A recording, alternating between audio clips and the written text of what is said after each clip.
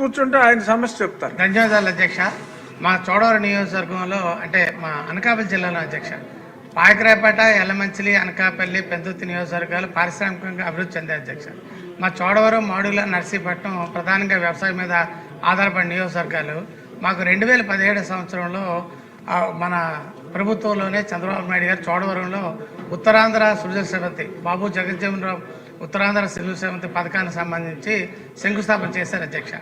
భూసేకరణకు కూడా ప్రయత్నం జరిగింది. అన్ని కార్యక్రమాలు జరుగుతున్న సమయంలో మన ప్రభుత్వం రాకపోవడం, గత ప్రభుత్వంలో 5 సంవత్సరాలు 2019-24లో బాబు జగజ్జీవనరావు ఉత్తరాంధ్ర సృజన శ్రవంతి పథకాన్ని పూర్తిగా వారు విస్మరించారు అధ్యక్ష.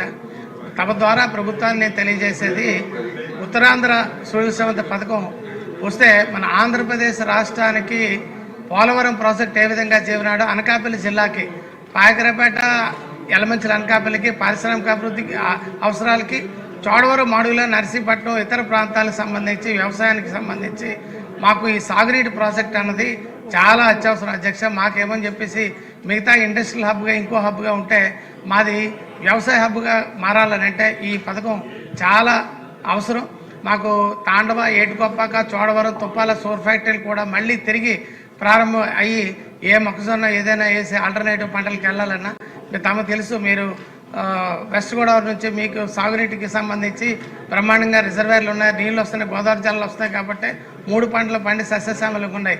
మా ప్రాంతం కూడా ఆ విధంగా 3 పంటలు పండాలంటే బాబు జగజ్జీవనరావు ఉత్తరాంధ్ర సృజన శ్రవంతి పథకం అన్నది మనం సంకల్పించింది. అది కూడా ముఖ్యమంత్రి గారు మాట ఇచ్చారు. ఈ బడ్జెట్లో తమ ద్వారా నేను కోరేది phase 1, phase 2, phase 3, phase 4 Srikakulam వరకు ఉన్నది సార్ ఈ పథకం.